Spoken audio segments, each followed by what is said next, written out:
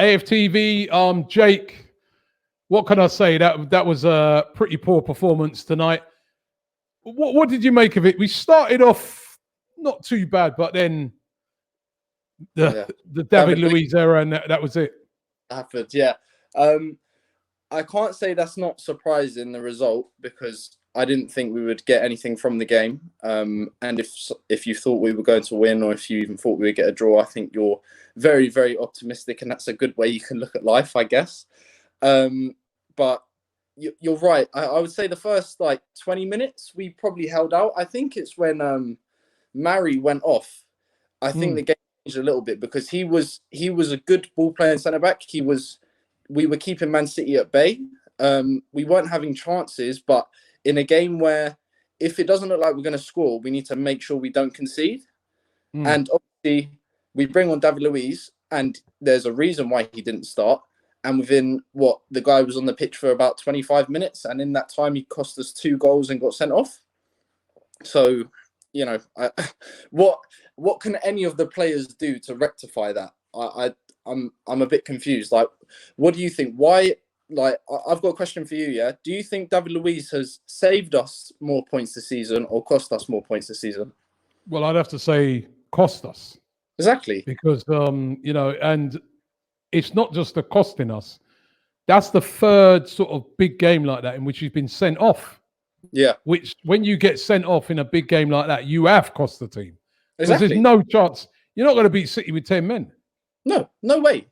It's hard to beat City with 11 men, let alone 10. And it's the guy's got.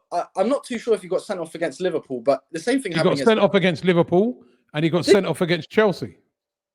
He got so that's his third. No, that's embarrassing. Yeah. No, he got and literally all of the sending offs were identical. Same thing. The same thing. He's got spun someone down because it's weird because he's 32 or 33 years old, and you would think he's experienced. You would probably expect that happening from a young, centre back, not an experienced one who's had loads of international caps, played in finals, played in major tournaments, stuff like that. So it's, he never learns. It's a consistent mistake. It's not like it's a one-off. Because I think I saw a stat after the game that apparently Arsenal, we make a goal. A mistake leading to a goal 1 in every 3 games. Now, Can you tell me of a Premier League team that does that?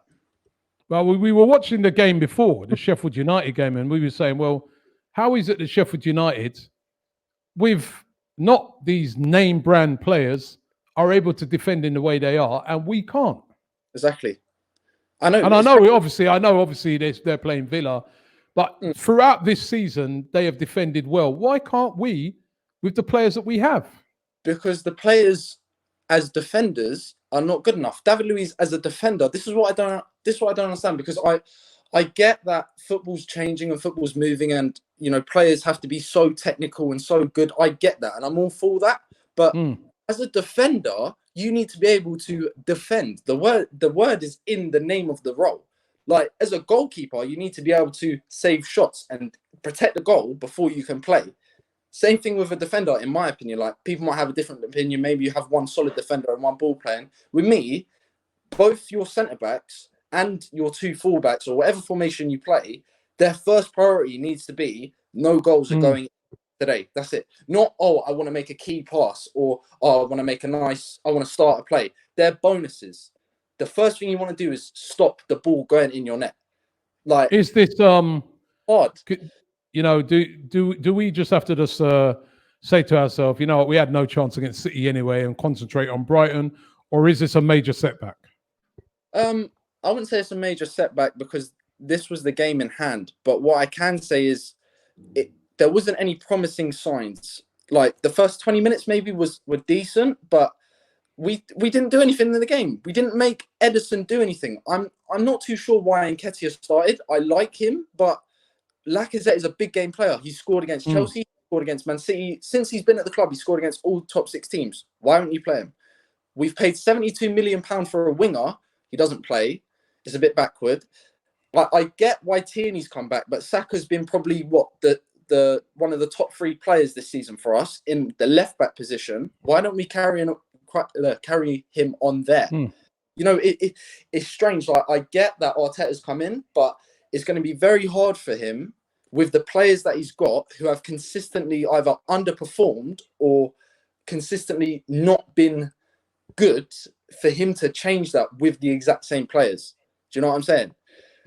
It's going to be tough. It's going to be a hard job. Now, if he's up to it, we will see that he's up to it, but he cannot do it with these players. No way. No way can we have David Luiz here next season. No way can we continue with the same players. We need strong players. Look at Man City's team. Look at Gundogan, De Bruyne, and David Silva. That's midfield. You think we have a chance against that? We had Guendouzi, Xhaka, and Joe Willock. No offense to any of those players, but they're nowhere near Man City's level. Nowhere near. Hence, we're ninth. All right, well, listen, thanks, Jake. We'll talk to you again on Saturday after the Brighton game, and let's hope we can get a win. Brilliant. Thank you very much. See you on Saturday. Football is back. Back again, yeah. AFTV will be bringing you comprehensive coverage of every game from now until the end of the season. Football's #1 narcissist is back. AFTV, back again.